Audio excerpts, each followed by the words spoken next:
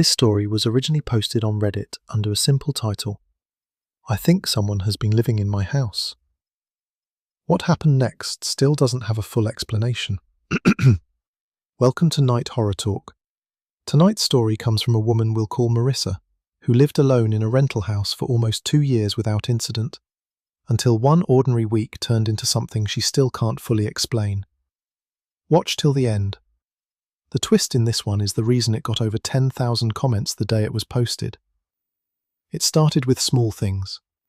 Marissa noticed her phone charger wasn't where she'd left it, moved from the kitchen counter to the living room, just a few feet away. She assumed she'd simply forgotten, moved it herself without thinking, and didn't give it a second thought. Then it was a snack from her pantry. A sleeve of crackers she was certain had been nearly full, suddenly half empty. She checked the expiration date, checked whether she'd eaten more than she remembered during a late-night snack she'd forgotten about. Possible, she told herself. Not impossible. A few days later, it was a book on her nightstand, one she'd left face down to mark her page, now closed completely, sitting a few inches to the left of where she remembered leaving it. But then came the smell. A faint, unfamiliar cologne, noticeable for just a few seconds when she walked into her bedroom one evening, gone by the time she tried to place it again. She lived alone. She hadn't had anyone over in weeks, and she doesn't wear cologne herself.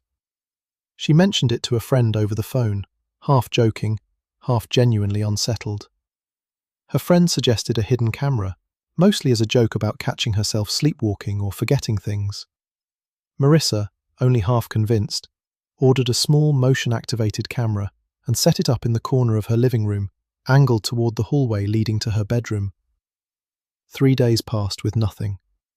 She almost took it down, feeling a little embarrassed at how seriously she'd taken it, telling herself she'd simply let her imagination get the better of her after a stressful week at work. Then, on the 4th night, her phone buzzed with a motion alert at 2:14 a.m. She opened the footage with her heart already pounding, half expecting a raccoon, a draft moving a curtain, anything explainable.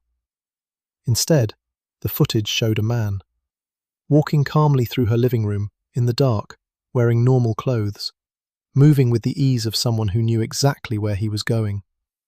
He didn't look toward the camera. He didn't rush. He simply walked from the hallway, through the living room, and into her kitchen, and the footage cut off as he moved out of frame. Marissa says she read that timestamp 4 times before it fully registered. 2:14 a.m. She had been asleep in her bedroom the entire time, less than 30 feet away, with her door unlocked, the way it always was in her own home. She called the police immediately, shaking too badly to speak clearly at first. Officers arrived within 20 minutes and searched the house room by room. Every window was locked. Every door was locked. No signs of forced entry anywhere. Nothing broken. Nothing pried open. Nothing that would explain how anyone could have simply walked into a fully secured house. It's in the guest bedroom closet, a room Marissa rarely used, that an officer finally finds something. Behind a stack of storage boxes she hadn't touched in months, there's a small gap in the drywall, just large enough for someone to slip through into the space between the walls. A gap that led, disturbingly, into a section of unfinished crawl space connecting to the attic access above her garage.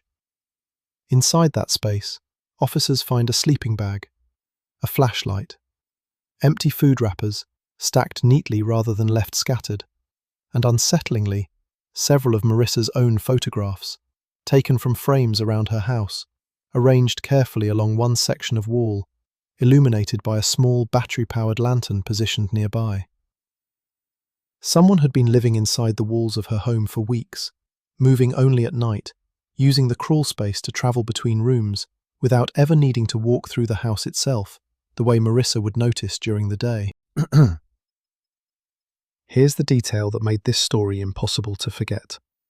Police eventually traced the man's identity through fingerprints found in the crawl space, cross-referenced with an unrelated case in another county. He wasn't a stranger who'd simply found a way into an empty rental property. He was a maintenance contractor who had worked on the house's original construction, years before Marissa had ever moved in. Someone who had installed the exact ventilation system that ran through those walls, and who had apparently kept a key to a side access panel from that original job, one that had never been changed or accounted for by the property's rotating list of landlords since. He'd done this before.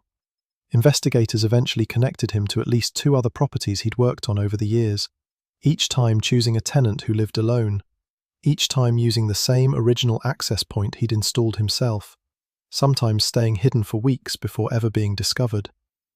In each case, according to investigators, the pattern was nearly identical. Small disturbances first, barely noticeable, followed by weeks of quiet observation before anything more direct ever happened. Marissa moved out within days. She says the detail that still keeps her up some nights isn't the footage of him walking through her living room. It's realizing that the framed photographs he'd rearranged in that crawl space weren't random. They were specifically the photos of her alone, never the ones with friends or family in frame. He hadn't just been living in her walls. He'd been curating which parts of her life he wanted closest to him, deciding, quietly and deliberately, which version of her existence he considered his to watch. If this story got to you, let us know in the comments. Would you have caught on before the camera footage? Or do you think you'd have missed every sign the way Marissa almost did? And if you've got your own true story you found on Reddit, or lived through yourself, that you still think about, send it in. We read every single submission. Subscribe for more terrifying true stories every single week, right here on Night Horror Talk. Check your own crawl spaces tonight. Stay safe, and we'll see you next time.